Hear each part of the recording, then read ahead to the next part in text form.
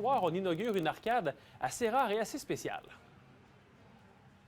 Oui, effectivement, vous le voyez, donc soirée Star Wars pour cette machine qui a été retrouvée il y a quelques années dans un garage et on a décidé de la remettre sur pattes. Et c'est grâce à toi, André.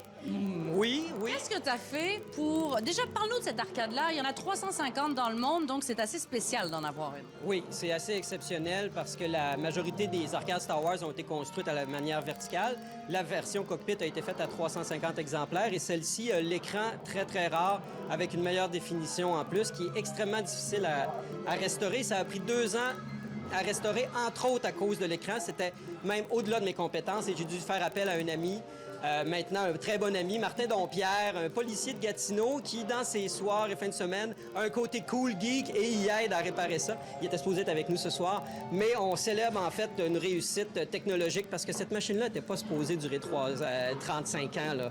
C'était fait pour être 3 ans sur un plancher, donc ça a été vraiment un tour de force et à être capable de la remettre en état, juste les boards aussi, parce que c'est ça, elle a été d'un banc de neige, il y avait de la corrosion partout.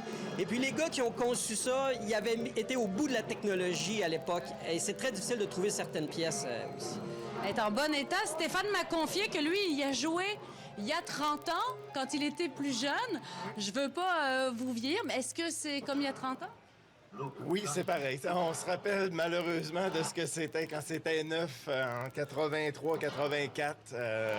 C'est des beaux souvenirs. Regarde, ça s'efface pas d'une mémoire. Quel est le but du jeu?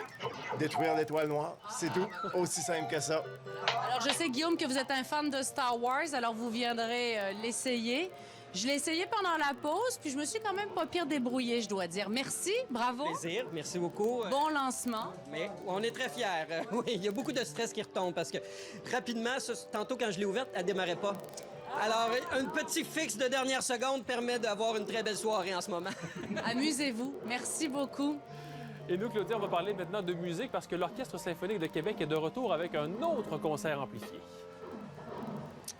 Oui, bien, il y a quelques semaines, on a eu l'OSQ et Peter Cetera du groupe Chicago. Alors, ce soir, c'est les amateurs de rock progressif qui vont avoir le droit à un concert amplifié. Pour en savoir plus, en voici quelques extraits et aussi l'instigateur de l'événement, Daniel Gélinas.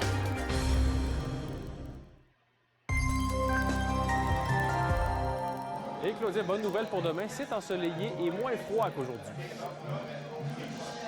Exactement, parce qu'aujourd'hui, c'était pas chaud. Il fait encore moins 13 et moins 21 avec le facteur éolien, d'ailleurs. Et si vous demandez où je suis au McFly ce soir pour une soirée inaugurale Star Wars, ce qui explique mes nouveaux amis. Voilà, merci beaucoup, Claudia.